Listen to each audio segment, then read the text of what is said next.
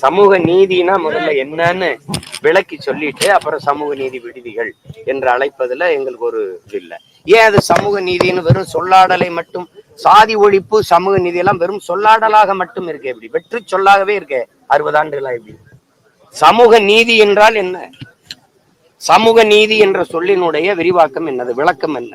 என்னது? எந்த சாதியின் அடிப்படையில் நான் தாழ்த்தி வீழ்த்தப்பட்டேன், இழிவுபடுத்தப்பட்டேன், தீண்டாமை கொடுமையால் கொடுமைப்படுத்தப்பட்டேன், இந்த கோயிலுக்குள் வந்து வழிபடக்கூடாது, இந்த குளத்தில் குளிக்க கூடாது, இந்த தெருவில் நடக்கக்கூடாது, நீ படிக்க கூடாது, படித்தால் படித்து இந்த வேலைக்கு வரக்கூடாது என்று தடுத்து வைக்கப்பட்டனோ, அரசியல், கல்வி, வேலை வாய்ப்பு, அரசியல் அதிகாரத்தில் நிராகரிக்கப்பட்டனோ, புறக்கணிக்கப்பட்டனோ, அதே சாதியின் அடிப்படையில் இவையெல்லாம் எனக்கு கிடைக்கப்பெற வாய்ப்பு ஏற்படுத்தியதுக்கு பேர்தான் இடஒதுக்கீடு அல்ல, இடப்பகிர்வு, இடப்பங்கீடு. இதுதான் புரட்சியாளர் அம்பேத்கர் அவர்கள் போராடி பெற்று தந்தது.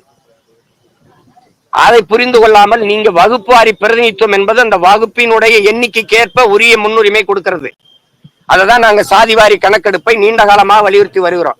சட்டநாதன் அறிக்கை, அம்பாசங்கர் அறிக்கையெல்லாம் கிடப்பல போட்ட பெருமக்கள் இவர்கள் தான். இன்றைக்கு சமூக நீதி பேசுகிறவர்கள் தான். சாதிவாரி கணக்கெடு என்று கேள்வி, உங்களுக்கு என்ன பிரச்சனை?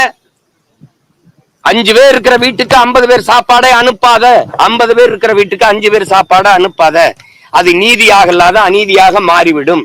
அவரவர் எண்ணிக்கைக்கு ஏற்ப இடத்தை பகிர்ந்து கொடு, அள்ளி கொடுக்காதே அளந்து கொடு, எடுத்து கொடுக்காதே எண்ணி கொடு. இதான் எங்க கோரிக்கை.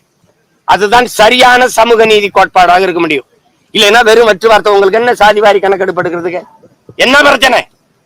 நான் வந்து கோனார், ஆதிக்குடி, 2வது தாய்க்குடி. எனக்கு நாட்டிலே 2 அமைச்சர் தான் பெருமக்களே, 2 அமைச்சர் 2 பேருமே என் மாவட்டத்தை சார்ந்தவர்கள் தான்.